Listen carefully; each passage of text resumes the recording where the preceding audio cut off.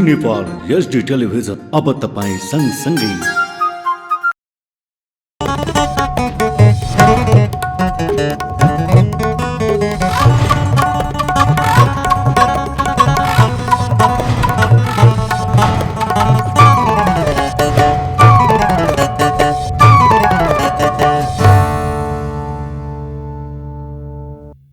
नमस्कार, जी नेपाल न्युजमा यहाँलाई स्वागत छ। म खेमा जोशी। सुरु गरौं प्रमुख समाचारका शीर्षकहरूबाट।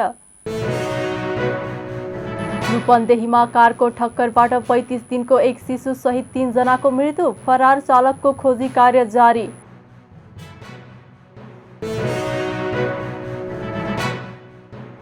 चुनावपछि कांग्रेसकै नेतृत्वमा गठबन्धनको सरकार बन्ने कांग्रेस नेता सिंहको भनाई। राजनीति अस्थिरताकै कारण भ्रष्टाचारले सीमा नाघेको आरोप।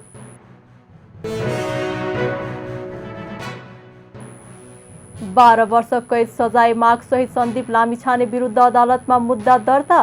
भोलिदेखि थप प्रक्रिया अघि बढ्ने।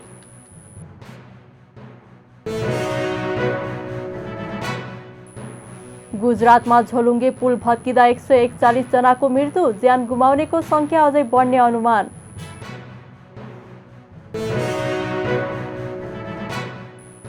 र पीएम कप 1 दिवसीय पुरुष क्रिकेटमा नेपाल पुलिसको लगातार दोस्रो जित। प्रदेश 1 7 विकेटले पराजित।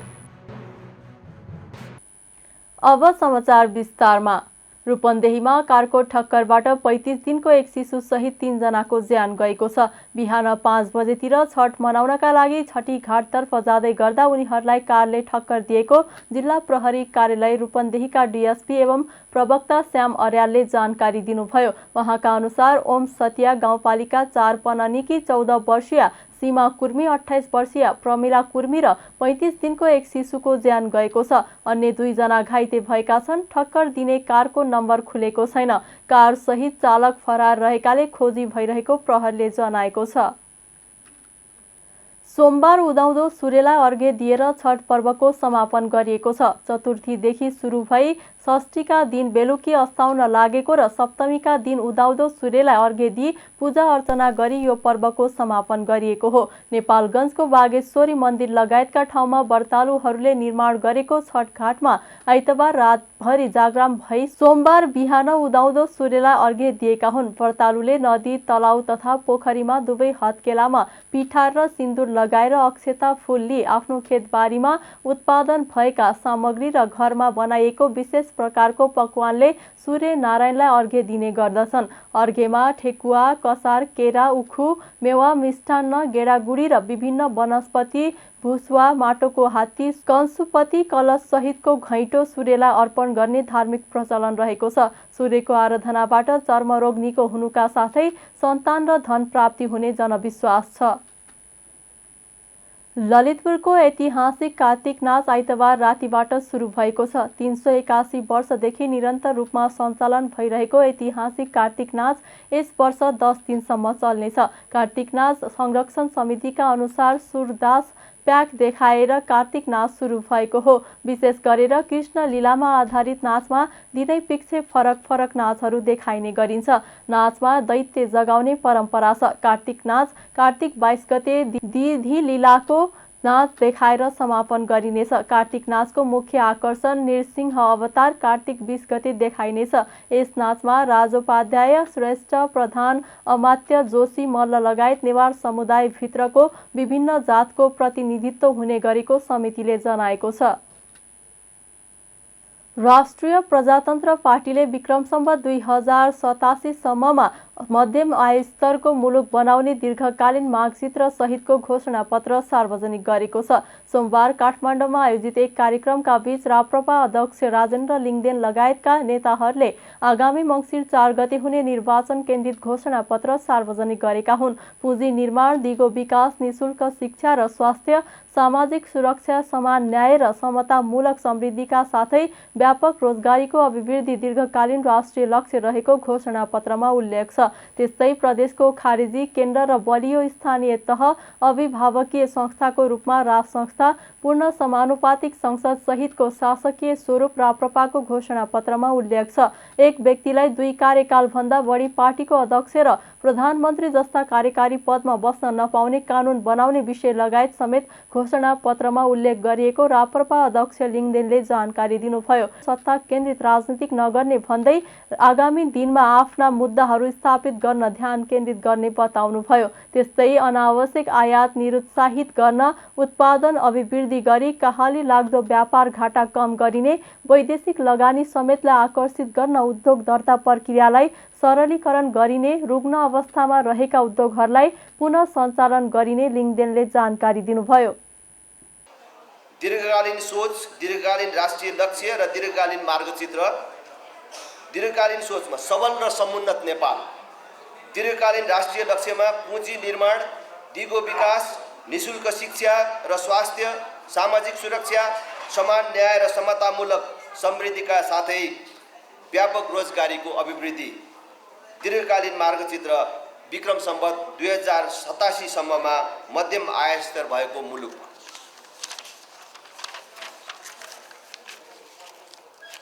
शासकीय स्वरूप। अभिभावकीय संस्थाको रूपमा राज संस्था, जनताबाट प्रत्यक्ष निर्वाचित कार्यकारी प्रधानमन्त्री, पूर्ण समानुपातिक संसद, प्रदेशको खारेजी केन्द्र र बलियो स्थानीय तह भएको 2 तहको शासकीय संरचना, सर्वधर्म समभाव, पूर्ण धार्मिक स्वतन्त्रता सहितको वैदिक सनातन धर्म सापेक्ष हिन्दू राष्ट्र र एक व्यक्तिले 2 कार्यकालभन्दा धेरै पार्टी अध्यक्ष, प्रधानमन्त्री जस्तो कार्यकारी पदमा बस्न नपाउने व्यवस्था। दीर्घकालीन राष्ट्रिय रणनीति, दिगो आर्थिक वृद्धि, गुणस्तरीय शिक्षा र स्वास्थ्य सेवा, गरिबी न्यूनीकरण, दिगो सहर र बस्ती विकास, रोजगारमूलक उत्पादनमा अभिवृद्धि, सार्वजनिक सेवा प्रवाहको सुदृढीकरण, प्राकृतिक स्रोतको उच्चतम सदुपयोग र संरक्षण, दिगो सामाजिक सुरक्षा तथा संरक्षण, सुशासन, बरु नष्ट हुन्छौँ भ्रष्ट हुँदैनौँ। उच्च स्तरीय नागरिक आयोग गठन गरी 2046 पछिका उच्च पदस्थ नेता तथा कर्मचारीहरूको सम्पत्ति छानबिन गरी अवैध सम्पत्ति जफत गर्ने कानुनी व्यवस्था मिलाउने, भ्रष्टाचार मुक्त, जवाबदेही तथा पारदर्शी शासन पद्धति व्यवहारमा लागू गर्ने, विद्यमान सम्पत्ति शुद्धिकरण ऐनमा सुधार ल्याइने, स्थानीय तहलाई एक विकास इकाइ मानी सम्भाव्यताको आधारमा बाली, फलफुल, पशुपन्छी तथा मत्स्य पकड क्षेत्र पहिचान गरी कृषकलाई आवश्यक पर्ने उत्पादन सामग्री र सेवा एकदार प्रणालीबाट स्थानीय तह मार्फत उपलब्ध गराउने व्यवस्था मिलाइनेछ। विगतको सत्ता केन्द्रित राजनीतिका कारण प्राप्त तितो अनुभवबाट शिक्षा लिँदै राष्ट्रिय प्रजातन्त्र पार्टीले सत्ता केन्द्रित राजनीति नगर्ने, राप्रपा सत्तामा भन्दा सिद्धान्तमा विश्वास गर्छ। आगामी दिनमा राप्रपाको प्राथमिकता राप्रपाको मुद्दाहरू स्थापना गर्न केन्द्रित हुनेछ। आगामी संसदमा जनताको चाहना र अभिमतलाई आफ्नो मूल आधार मानेर आफ्नो भूमिका निर्धारण गर्नेछ। बडा महाराज धिराज पृथ्वीनारायण शाह आदर्श व्यक्तित्व। पृथ्वी जयन्तीलाई राष्ट्रिय एकता दिवस र राष्ट्रिय पर्वको रूपमा मनाइने व्यवस्था मिलाइनेछ। पृथ्वी जयन्तीमा सार्वजनिक बिदा दिइनेछ। मठ, मन्दिर, गुम्बा, मस्जिद, माङ्गिम लगायतका सबै धार्मिक सङ्घ संस्थाहरूको विकास तथा संरक्षण प्रदान गरिनेछ। हाम्रा शुभेच्छुकहरू र आम मतदाताहरूलाई म जानकारी गराउन चाहन्छु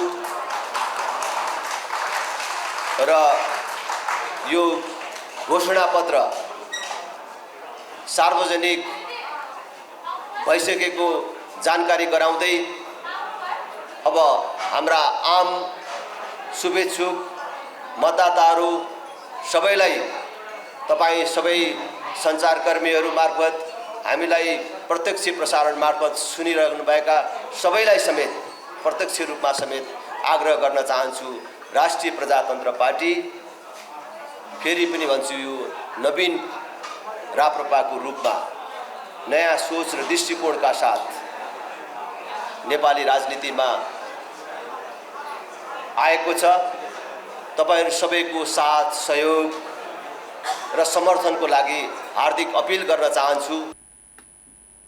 राप्रपाले विद्यमान सार्वजनिक खरिद ऐनमा संशोधन र नीतिगत भ्रष्टाचारको अन्त्य 3 वर्षभित्र मेचीदेखि महाकालीसम्मको महेन्द्र राजमार्गलाई अन्तर्राष्ट्रिय हाइवेको मापदण्डमा स्तरोन्नति गर्ने, सबैको घरमा बिजुली पुर्याउने, युवाहरूलाई उद्यमशील रोजगार र स्वरोजगार बनाउन आवश्यक सहयोग उपलब्ध गराउन, हरेक स्थानीय तहमा संयन्त्रहरू विकास गर्ने लगायत घोषणापत्रमा उल्लेख गरिएको छ।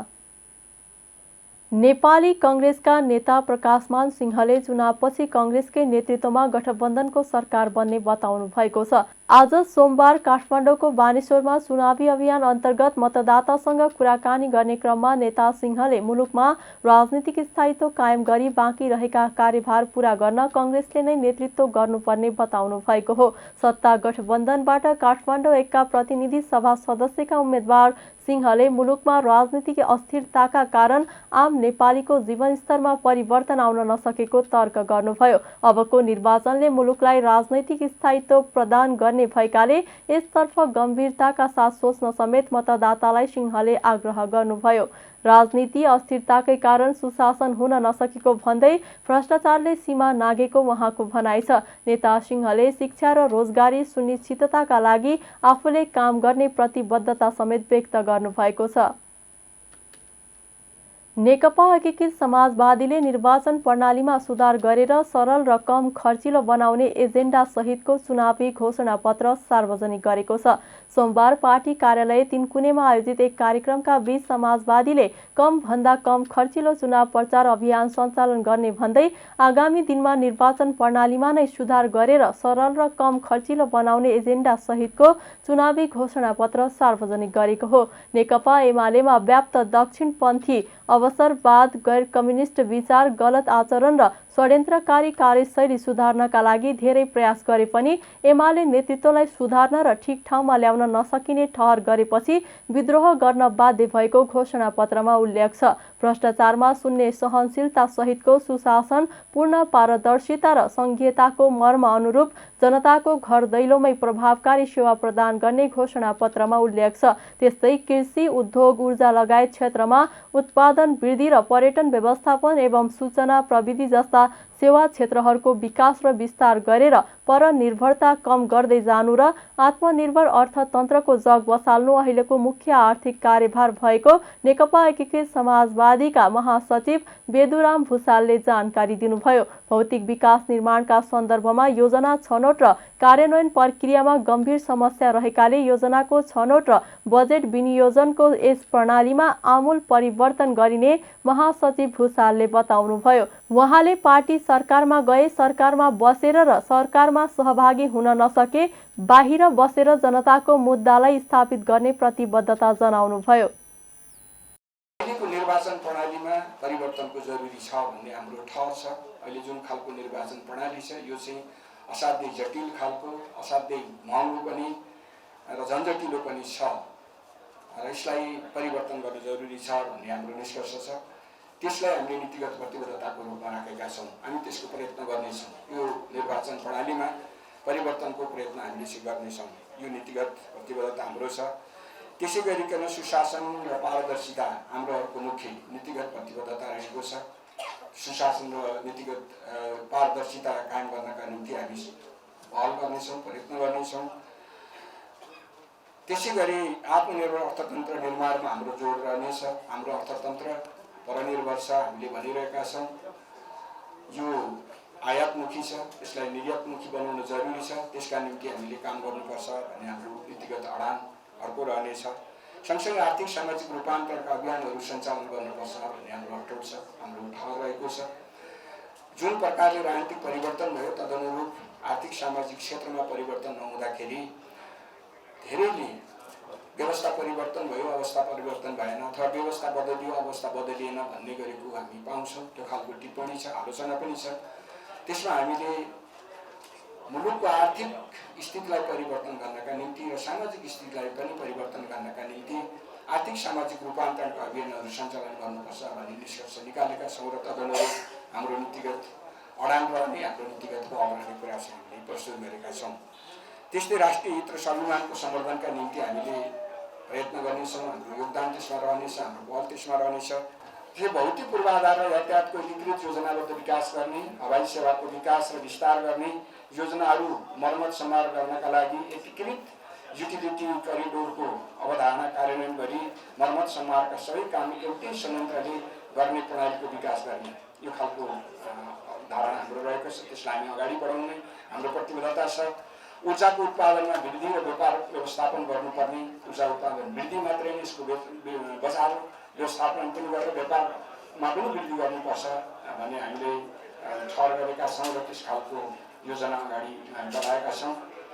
साथसाथै ऊर्जा प्रवाह नियमित गर्न जलाशययुक्त बहुउद्देश्य जलविद्युत, सिँचाइ, खानेपानी, बाढी नियन्त्रण, पर्यटन प्रबन्धन लगायतका क्षेत्रमा काम गर्ने गरी ती सबै क्षेत्रलाई समेट्ने गरी आयोजनाहरूको निर्माण गर्ने र ती आयोजनाहरू कार्यान्वयनका निम्ति अगाडि बढ्ने त्यो खालको हाम्रो धारणा रहेको छ। त्यसलाई हामीले प्रस्तुत गरेका छौँ। शिक्षा र स्वास्थ्यको क्षेत्रमा राज्यले लगानी वृद्धि गर्नुपर्छ। शिक्षा र स्वास्थ्यलाई संविधानले मौलिक अधिकारको रूपमा नागरिकलाई प्रदान गरेको छ संविधानले। तदनुरूप शिक्षा र स्वास्थ्यको क्षेत्रमा राज्यको लगानी वृद्धि गर्ने र गुणस्तरीय शिक्षा प्रदान गर्ने र गुणस्तरीय सेवा स्वास्थ्य सेवा पनि प्रदान गर्ने व्यवस्था राज्यको तर्फबाट हुनुपर्छ भनेर तदनुरूपका केही कार्यक्रमिक दृष्टिकोणहरू, केही कार्यक्रमिक अवधारणाहरू हामीले प्रस्तुत गरेका छौँ। त्यसैगरी मानव संसाधनको विकास र विज्ञान प्रविधिको क्षेत्रमा विज्ञान प्रविधिको सबै क्षेत्रमा व्यापक प्रयोग गर्ने र हाम्रो आफ्नै यहाँका जडीबुटी जन्य उत्पादनहरूबाट रोग निदानका निम्ति कसरी काम गर्न सकिन्छ भन्ने सन्दर्भमा आविष्कारका कामहरू पनि गर्नुपर्दछ भन्ने समेतको अवधारणा हामीले प्रस्तुत गरेका छौँ। त्यसैगरी प्राकृतिक सम्पदा, वातावरण र पानीका स्रोतहरूको संरक्षणको खाँचो छ। त्यसका निम्ति काम गर्नुपर्छ। राज्यले यो दृष्टिकोण ल्याएका छौँ। जोखिम व्यवस्थापन सहितको विकास हुनुपर्दछ। अहिलेका विकास योजनाहरू धेरै जोखिम निम्त्याउने खालका छन्। त्यसको अन्त्य गर्नका निम्ति अहिलेका हाम्रा योजनाहरूले गर्दाखेरि आउने बाढी, पहिरो लगायतका जोखिमहरूलाई निराकरण गर्नका निम्ति जोखिम व्यवस्थापन सहितका विकासका योजनाहरू निर्माण गर्नुपर्दछ। त्यसका निम्ति हामीले पहल गर्ने, प्रयत्न गर्ने कुरा चाहिँ उठाएका छौँ। यहाँले उठाएका विषय चाहिँ यही गठबन्धन सरकारले काम गरिदिन्छ गर्दिन्न भन्ने जुन प्रश्न छ, यो त अहिले त निर्वाचनसम्मको कुरा हो। निर्वाचनपछि यही गठबन्धन हुन्छ या अर्को गठबन्धन हुन्छ, अहिले नै कसैले चाहिँ त्यो भन्न सक्ने या भनिरहने विषय हो जस्तो मलाई लाग्दैन। यही गठबन्धन बन्यो भने यही गठबन्धनको सरकार बन्यो भने पनि हामीले हाम्रा नीतिहरू कार्यान्वयन गर्नका निम्ति त्यहाँ पहल गर्छौँ। योभन्दा अर्को खालको भएछ भने पनि हामी त्यहाँ पहल गर्छौँ र हामीले के पनि भनेका छौँ यो घोषणापत्रमै भने हामी सरकारमा रहने अवस्था भयो भने हामी यी हाम्रा प्रतिबद्धताहरूलाई कार्यान्वयनमा उतार्छौँ। यदि हामी सरकारमा रहनु भने हामीले हाम्रा आवाजको रूपमा, जनताको आवाजको रूपमा हामी जनताका प्रतिनिधिको हिसाबले जनताको आवाजका रूपमा हामी उठाइरहन्छौँ। हाम्रो तर्फबाट हामीले पहल गरिरहन्छौँ भनेका छौँ।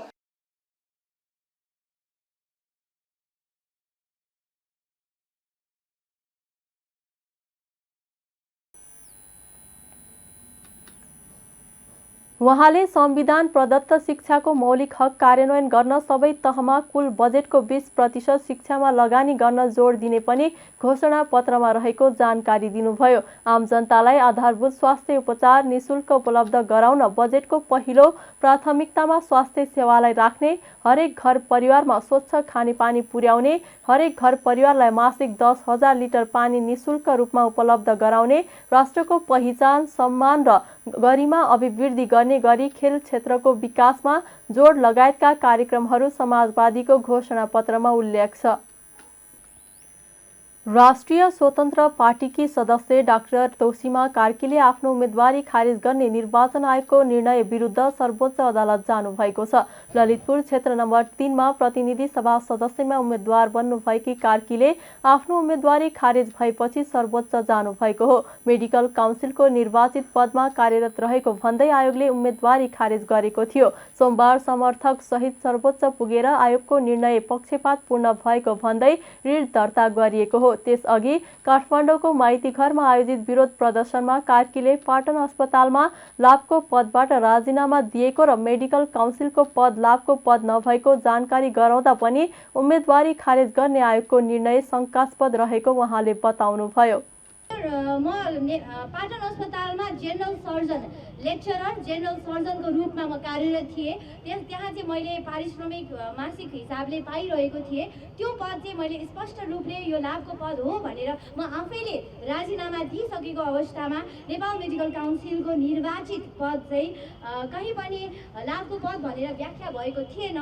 त्यो कारणले मैले भदौको 28 गते करिबन मनोनयन दर्ता हुनुभन्दा 1 महिना अगाडि नै निर्वाचन आयोगलाई मैले पत्र बुझाएको थिएँ, जसमा चाहिँ म यसरी यो पदमा छु, यो लाभको पद पर्छ कि पर्दैन, मैले राजीनामा दिनु आवश्यक छ या छैन, निर्वाचन ऐनमा, संविधानमा अथवा नेपाल मेडिकल काउन्सिलको ऐनमा पनि कहीँ पनि यसलाई लाभको पद भनिएको छैन भनेर मैले लेखेको थिएँ। यद्यपि मलाई कुनै पनि उत्तर आएन र असोजको 23 गते मेरो मनोनयन दर्ता भयो। दर्ता गर्दै गर्दा पनि व्यक्तित्व विवरणमा मैले स्पष्ट रूपले खुलाएर म निर्वाचित केन्द्रीय सदस्य हुँ नेपाल मेडिकल काउन्सिलको भनेर लेखेको थिएँ र निर्वाचन आयोगबाट प्रदान गरिएको पत्रमा खुलाएर लेखिएको छ अयोग्य नदेखिएको भनेर लेखिएको छ।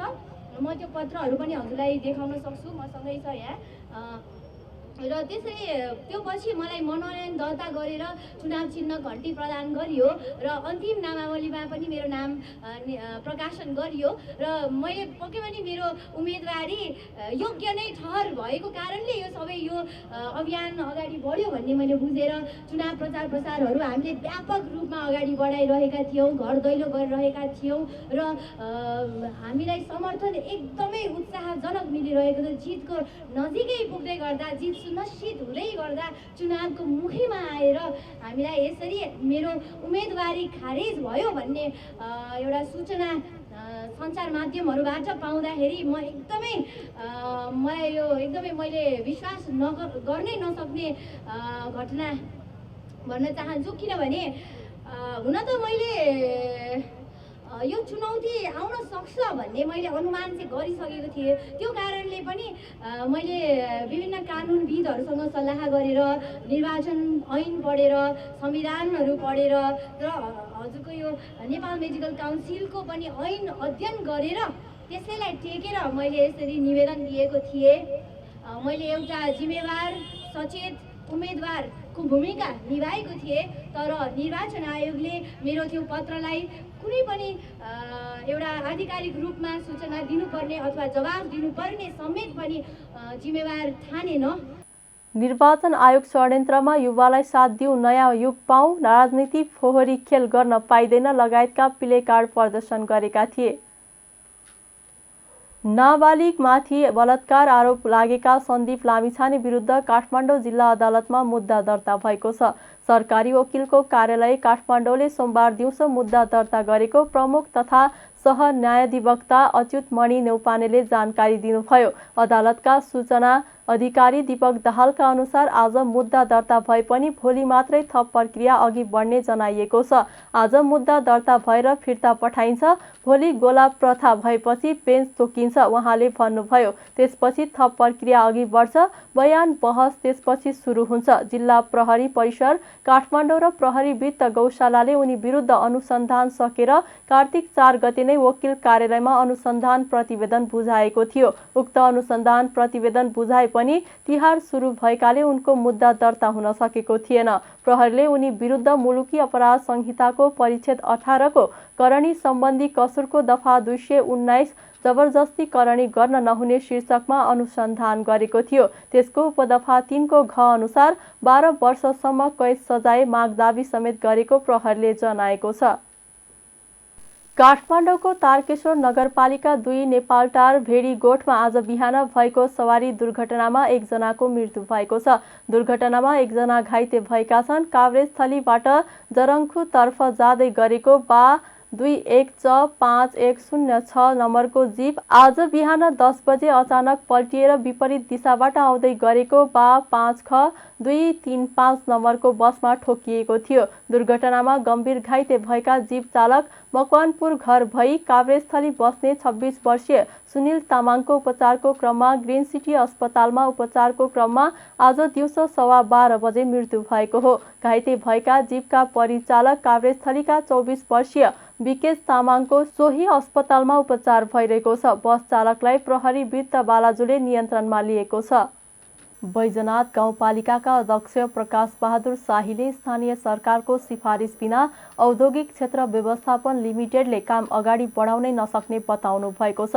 बाँके क्षेत्र नम्बर 3 अन्तर्गत प्रदेश सभा 3 क को बैजनाथ गाउँपालिका वडा नम्बर 3 मा आयोजित कार्यक्रमलाई सम्बोधन गर्दै उहाँले यस्तो बताउनु भएको हो। बस्ती व्यवस्थापन नगर्दासम्म औद्योगिक क्षेत्र विस्तार गर्न र बस्ती उठाउन बैजनाथ गाउँपालिकाले नदिने उहाँले प्रस्ट्याउनु भयो। तपाईहरू ढुक्क रहनुहोस्, यसमा तपाईहरूले कुनै चिन्ता लिनुपर्ने अवस्था छैन, अध्यक्ष शाहीले भन्नुभयो। स्थानीय सरकारको नेतृत्व आफूले गरेको उल्लेख गर्दै अध्यक्ष शाहीले प्रदेश सभा र प्रतिनिधि सभामा पनि नेपाली कांग्रेस सहितको गठबन्धनलाई जिताएपछि विकास गर्न सहज हुने बताउनुभयो। उक्त कार्यक्रममा उपस्थित भएका स्थानीय बासिन्दाले विगतका संसदीय निर्वाचनमा उम्मेद्वारले आफूहरूसँग गरेको वाचा पूरा नगरेको गुनासो गरेपछि अध्यक्ष शाहीले प्रश्न पार्नु भएको हो। नेपालगञ्ज उपमहानगरपालिका र 23 वटै कार्यालयहरू आज शोकमा बन्द गरिएको छ। नेपालगञ्ज उपमहानगरपालिका वडा नम्बर 1 को सरसफाई शाखामा कार्यरत कुचिकार तारा देवी वाल्मीकिको निधनको शोकमा अत्यावश्यक बाहेक सबै सेवाहरू बन्द गरिएको प्रवक्ता प्रमोद रिजालले बताउनुभयो। वाल्मीकिको उपचारका क्रममा गत 11 गते निधन भएको थियो। प्रवक्ता रिजालले सोमबार एक शोक वक्तव्य जारी गर्दै मृतक आत्माको चिर शान्तिको कामना गर्दै शोकाकुल परिवारजनमा संवेदना प्रकट गर्नुभएको छ। मागपत्र प्रमाणीकरण नगरी टर्कीमा रोजगारी दिने भन्दै कामदारसँग अन्तर्वार्ता लिने म्यानपावरलाई वैदेशिक रोजगार विभागले कारबाही गरेको छ। काठमाडौँको वसुन्धरामा रहेको मास्टर जब प्रणालीले मागपत्र प्रमाणीकरण नै नगरेर टर्कीमा हेभी ड्राइभरमा पठाउने भन्दै ठूलो संख्यामा कामदार छनौटको लागि अन्तर्वार्ता लिइरहेको सूचनाको आधारमा विभागले कारबाही गरेको हो। 30 जनालाई अन्तर्वार्ता लिएर ट्रायल गराइरहेको अवस्थामा हिजो विभागबाट खटिएको टोलीले कागजातहरू बरामद गरेको विभागले जनाएको छ।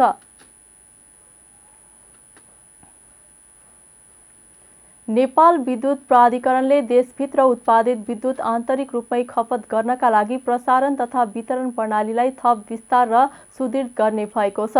देशभित्र खपत गरी बढी भएको विद्युत भारत र बङ्गलादेशमा निर्यात गर्न प्राधिकरणले थप प्रसारण पूर्वाधार विस्तार गर्नेछ। विद्युत खपत वृद्धिको सम्भावना रहेका प्रदेश नम्बर 1 अन्तर्गतका सुनसरी, मोरङ र झापा जिल्लालाई लक्षित गरी प्राधिकरणले उच्च क्षमताका विद्युत प्रसारण तथा वितरण लाइनका पूर्वाधार संरचना बनाउनेछ। साथै भारत र बङ्गलादेशमा विद्युत निर्यातका लागि थप प्रसारण लाइन पूर्वाधारको निर्माण गरिनेछ। प्राधिकरणले मुलुकमा उत्पादित विद्युत आन्तरिक रूपमै खपत बढाउन अल्पकालीन र दीर्घकालीन योजना सहित प्रसारण तथा वितरण प्रणालीको सुदृढीकरण तथा पूर्वाधार विस्तारलाई अभियानकै रूपमा चलाइरहेको छ। सञ्चालनमा रहेका पूर्वाधारहरूको स्तर उन्नति गर्ने प्राधिकरणको कार्यक्रम रहेको छ। नेपालको व्यापार घाटा पछिल्लो 3 महिनामा 4.25 खर्ब पुगेको छ। असोज महिनामा मात्रै 16% व्यापार घाटा भएको छ। भन्सार विभागका अनुसार चालु आर्थिक वर्षको 3 महिनामै 4 खर्ब 79 करोड 83 लाख रुपैयाँको वस्तु आयात गरेको छ। एक रिपोर्ट। नेपालबाट वस्तु निर्यात घट्नु र विदेशबाट वस्तु आयात वृद्धि हुनुले नेपालको व्यापार घाटा चुलिँदै गएको हो। चालु आर्थिक वर्षको 3 महिनामा देशको व्यापार घाटा 3.5 खर्ब रुपैयाँ नागेको छ। भन्सार विभागले आइतबार सार्वजनिक गएको असोज मसान्तसम्मको विवरण अनुसार व्यापार घाटा 3 खर्ब 59 अर्ब 17 करोड 81 लाख रुपैयाँ बराबर छ। यस अवधिमा देशको व्यापार 4 खर्ब 42 अर्ब 81 करोड 84 लाख रुपियाँ बराबर भएको विभागले जनाएको छ। यस्तै निर्यात 41 अर्ब 82 करोड रुपियाँ बराबरको भएको छ। आर्थिक वर्ष 2078-79 को तुलनामा चालु आर्थिक वर्षको 3 महिनामा व्यापार 18.54% घटेको छ। गएको आर्थिक वर्षमा 5 खर्ब 43 अर्ब 57 करोड रुपियाँ बराबरको व्यापार भएकोमा यस आर्थिक वर्षको 3 महिनामा 4 खर्ब 42 अर्ब 81 करोड रुपियाँ बराबरको व्यापार भएको छ। गएको आर्थिक वर्षमा 4 खर्ब 78 अर्ब 52 करोड रुपियाँ बराबरको माल वस्तु आयात भएकोमा चालु आर्थिक वर्षको 3 महिनामा 16.20% कमी आई 4 खर्ब 99 करोड रुपियाँ बराबरको माल सामान आयात भएको हो। यस्तै गएको आर्थिक वर्षको 3 महिनामा 65 अर्ब 5 करोड रुपियाँ बराबरको माल वस्तु निर्यात भएकोमा चालु आर्थिक वर्षको 3 महिनामा 35.71ले ओह्रालो लागेर 41 अर्ब 82 करोड रुपियाँ बराबरको वस्तु निर्यात भएको हो। चालु आर्थिक वर्षको पहिलो महिनामा नेपालको अन्तर्राष्ट्रिय व्यापार घाटा 1 खर्ब 16 अर्ब 47 करोड रुपियाँ थियो। नेपालले गत वर्षको 3 महिनाको अवधिमा 4 खर्ब 78 अर्ब 52 करोड 32 लाख रुपियाँको वस्तु आयात गरेको थियो। दिव्या चेम्जोङ, काठमाडौँ। अब अन्तर्राष्ट्रिय समाचार। भारतको गुजरातमा पुल भाँचिँदा ज्यान गुमाउनेको संख्या 141 पुगेको छ। ज्यान गुमाउनेको संख्या अझै बढ्ने अनुमान। मोरबीको मच्चु नदीमाथिको पुल भाँचिँदा कयौं मानिस नदीमा डुबेका भारतीय सञ्चार माध्यमले जनाएका छन्। गुजरातका गृहमन्त्री हर्ष सिंह साङ्घीले अहिलेसम्म 68वटा शव भेटिएको बताउनु भएको छ। उहाँका अनुसार घटनास्थलमा उद्धारको काम भइरहेको छ। पुल भाँचिँदा नदीमा डुबेका कतिपय बेपत्ता छन्। अब खेल समाचार। विभागीय टोली नेपाल पुलिस क्लबले पीएम कप 1 दिवसीय पुरुष क्रिकेट प्रतियोगितामा लगातार दोस्रो जित निकालेको छ। मुलपानी क्रिकेट मैदानमा सोमबार भएको खेलमा प्रदेश 1लाई 7 विकेटले हराउँदै पुलिसले लगातार दोस्रो जित निकालेको हो। प्रदेश 1ले दिएको 103 रनको लक्ष्य पुलिसले 14 ओभरमा 3 विकेट गुमाएर पूरा गर्यो। पुलिसको जितमा कुशल भुर्तेलले 42 रनको योगदान दिए। शङ्कर राणाले 29 रन जोडे। राशिद खानले अभिजित 16 तथा दिपेन्द्र सिंह एरीले अभिजित 14 रन बनाए।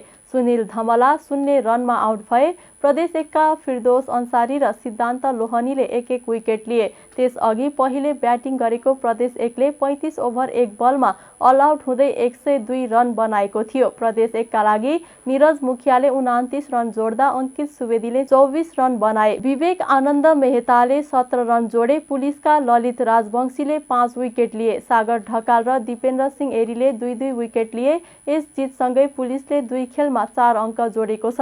पुलिस समूह बी को शीर्ष स्थानमा रहेको छ। पहिलो खेलमा पुलिसले बागमती प्रदेशलाई 192 रनले हराएको थियो। प्रदेश 1ले भने हारबाट प्रतियोगिताको सुरुवात गरेको छ।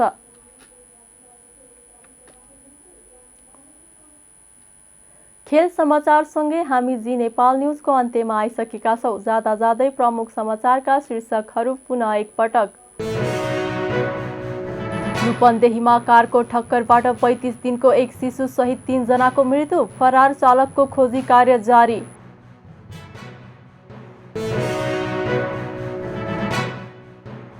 चुनावपछि कांग्रेसकै नेतृत्वमा गठबन्धनको सरकार बन्ने कांग्रेस नेता सिंहको भनाई। राजनीति अस्थिरताकै कारण भ्रष्टाचारले सीमा नाघेको आरोप।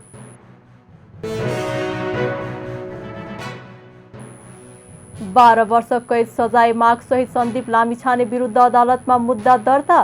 भोलिदेखि थप प्रक्रिया अघि बढ्ने।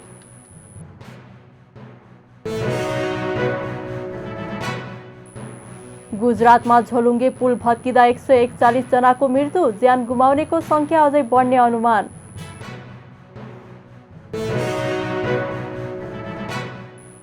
र पीएम कप 1 दिवसीय पुरुष क्रिकेटमा नेपाल पुलिसको लगातार दोस्रो जित। प्रदेश 1 7 विकेटले पराजित। प्रमुख समाचारका शीर्षकसँगै अहिलेका लागि जी नेपाल न्युज सकियो। ताजा समाचार र मनोरञ्जनका लागि जी नेपाल 4K टेलिभिजन हेर्दै गर्नुहोला। नमस्कार।